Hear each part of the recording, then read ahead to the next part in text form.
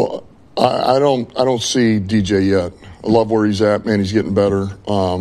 He and Davenport both, boy, they look good. You know, just getting back out there, working them back in.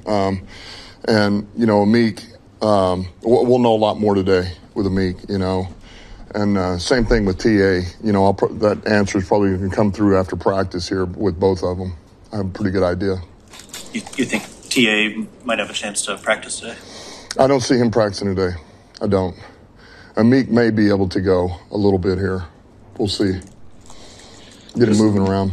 Going against this defense, I talked a little bit about it the other day, but I guess what are some of the things that you have come to understand about facing Vic Fangio just in the flow of the game and the adjustments that you can make and the ways that he can hurt you? Well, he knows himself very well. You know, he knows the opponent, but he knows himself very, very well, and he's always been great about that, man. He checks himself. He makes sure that you really can't get a beat on him. You know, he's always now. It's core there again. It's not. There's nothing super complex, but yet the fact that he asks them to do things they do well, and he just kind of keeps moving around. That makes it difficult, you know, and that's obviously a sign of a damn good coordinator coach. So, and he does that really well. And those guys, you know, we ask them to do, they're very good at. And there again, it's the front, you know, really creates a lot of disruption. And it allows those guys to play top down in coverage. And then they do match up. They play some match coverage, you know, and so they get in your face and they challenge you. And then you got to be pinpoint accurate. You got to create separation. You know, at the receiver position, you got to play fast. So, you know, it's. I mean, he's always done a great job, man. It's a very disciplined unit. Those guys communicate really well. I mean, you see a lot of these, these turbo motions, the shifts, the motions as fast as going. Receivers going between 1 and 2 with speed. You see 33, boy, he passes it off. He sees it, he bumps, he goes, he catches, he moves, and it's like, but man, they adjust. It's impressive, you know, and.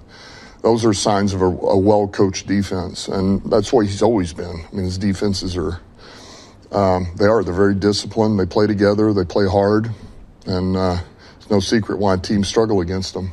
And on the injury front, Sam LaPorta, he's been not at practice this week.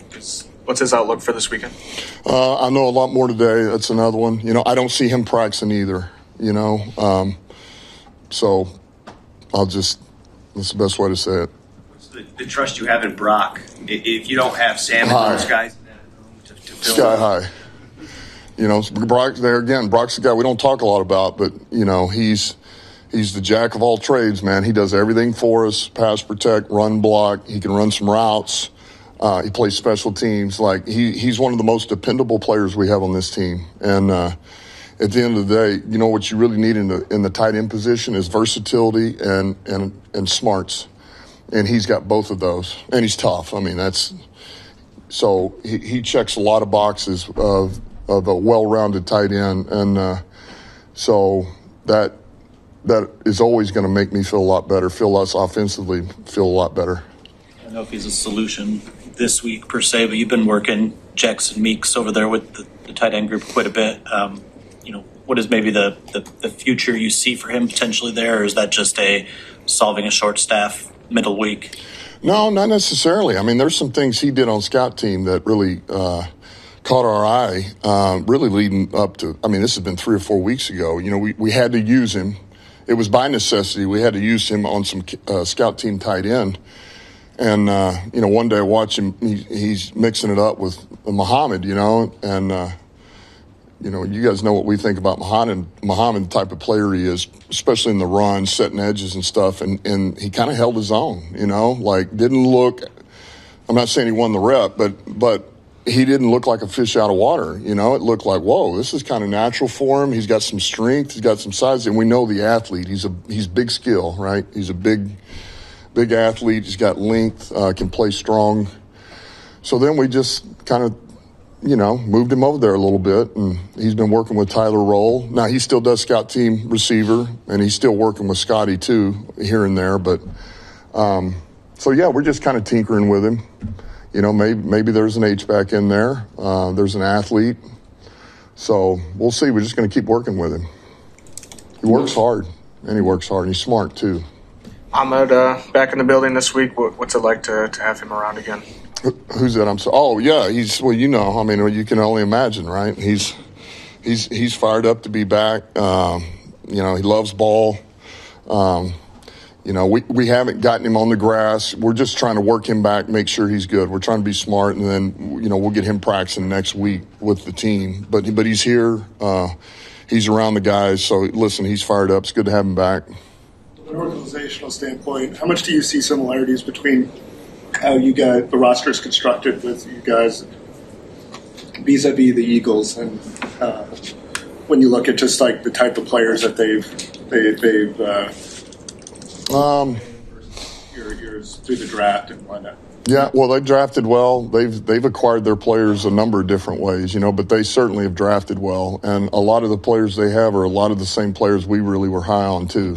So that says a lot just on the respect level of those players they have over there and what they do and their process. Certainly, we don't have the same process as them, and we're good with that. We do ours a little bit different. Brad and I, go about our business a tick different, but there's a lot of different ways to skin a cat, I guess. I don't know how many of you guys have skinned a cat, but In the last couple of years, how much have they been also on your mind, I guess, as a team that you're eventually might face in the playoffs? I mean, talking to Monte, he said from the other side last year they were thinking about you guys. How much do you guys they're always in the back of your mind, I guess? Yeah, I mean, really the last 2 years we thought we were going to face them at some point. We really believed that, and so I would just say that's always kind of been there. Like, hey, we're going to face the Eagles, and those are one of those teams that, as you go throughout a season, I'm talking about over the last 2 years, some of these teams you face and you play, you're like, you're not playing this team per se. Was it good enough to beat Philly when we faced them? Was it good enough to beat San Francisco when we faced them, like 23? That's some of it is how you got to look, which means it's about you. It's about you, and you're holding up your standards on what you believe winning football is, championship football, and you got to be on point in all three phases. And so, we thought this would be, we would have seen them before now, but get to see them this year, go out to their place, which is great. It'll be electric, like we talked about, and we're looking forward to it.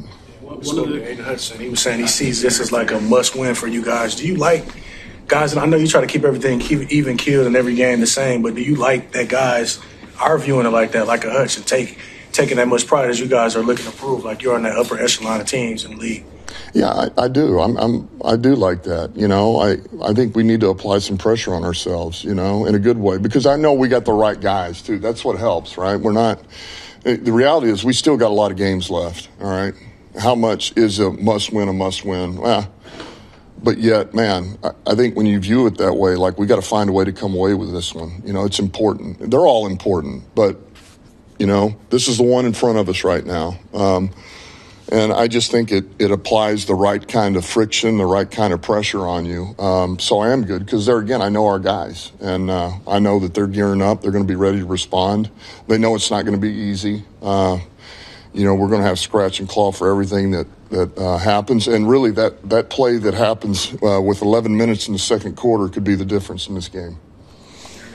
One of the talented guys that the Eagles have drafted recently was Quinyon Mitchell, drafted 2 spots before Terrion. Obviously, I know you guys are happy with Terrion, but was Quinyon on your guys' kind of short list of options? Yeah, we liked him. We had him in here, had a visit with him. I tell you, he's really grown. I mean, even this year, just watching him from the first game to the Packers the other night, man, he's growing. I mean, he's getting better and better and better.